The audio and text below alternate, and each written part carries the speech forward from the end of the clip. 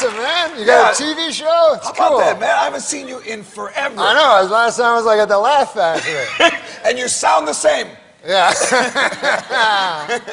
Hey, so look, I was at the fight. I was at the Pacquiao. Yeah. And I almost made a bet. Yeah. I almost made a bet that it would go the distance in Mosley's favor. Almost. Wow. But I was a little bit afraid. Tell everybody what your bet was, Norm. I bet Pacquiao to win. 25,000 to win 3,000. Wait a minute. How is that possible? You put down $25,000. Yeah. Maybe lose 25,000 to win 3. Yeah. But I won 3. What? Was it that it would a knockout or what was the actual bet? No, it was just that he would win. But I got scared because I was so happy when Mosley went down, and then all of a sudden he got up. And then I was scared because, one punch can end it at any moment, Yeah. And no, that's the most money I ever put on a fight. And also, I don't know nothing about boxing. What did you go by, the commercials or his karaoke singing or? How did you pick Pacquiao? Well, usually I kind of went against my instincts on this one because usually I pick the bigger, blacker guy. But in this instance, I met him, Pacquiao, and he seemed unbeatable. Yeah, he is. Pound for pound. Yeah. Unfortunately, the other guy weighed more pounds.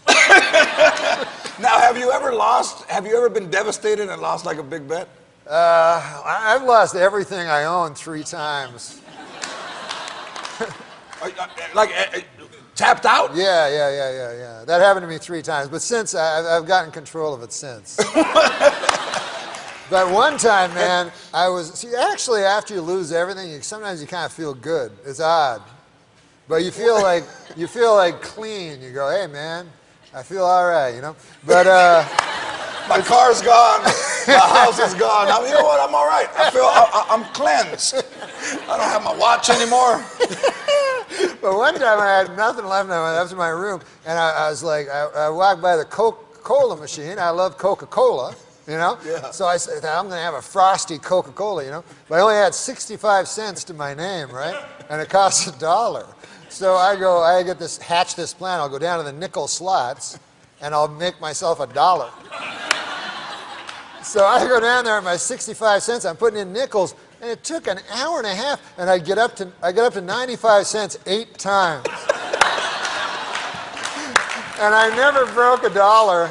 And then later I think they would have given me a free drink. Yeah, right. All you got to do is, cocktails. Yeah.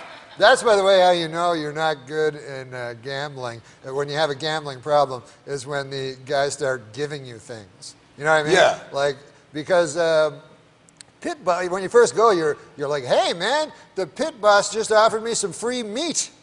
That's a nice fella, and then you realize he's only doing it because you're a sap. But man, I would go in, I'd bet so much money. At the end of the thing, the guy'd be like, you want some meat, anything to keep me in the casino? Hey, some beef. Hey, want to have sex with my wife? Anything, Yeah. What about your whole sports show? What sports now you're into sports. I know you love sports. I love sports, man. I love golf. I know you're a great golfer. Huge golfer. Yeah. And I see, I always want to play that Edgewater, that right, Tahoe thing that you play in. It's so exciting, but I only played one celebrity golf tournament. I suck at golf. And I only played one celebrity course in my life. And, I wasn't such a big celebrity back then. And I showed up. Very peripheral celebrities. It was like me, soap opera people, Yeah. And as a matter of fact, I remember we were in the ballroom. This is how you know you're not a celebrity. We're in the ballroom, and a lady comes over the mic and goes, will all celebrities please identify themselves at table 2? All celebrities. So the idea of the golf tournament was they had a guy who pays a lot of money, like a businessman, and he gets to play with a golf pro and a celebrity. So I get there early, and I go up, and they go, there's your businessman, So I go up to the businessman, I'm talking to him, and all of a sudden the businessman says, hey, I wonder who our celebrity is.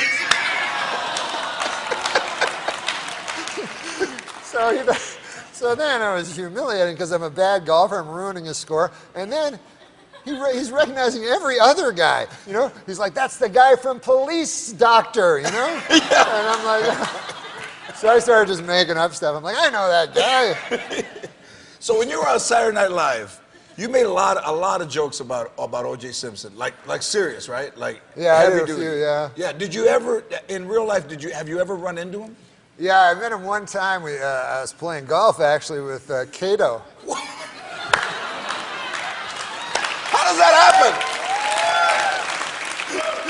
I don't know. I just like ridiculous people. And so me and Cato went golfing, and then it was surreal. They're like, OJ's on the next tee. So I said, hey, that's cool. Let's like hit into him or something, you know? And then he'll get mad and come at us, and it'll be fun, you know? But Cato wanted to run away.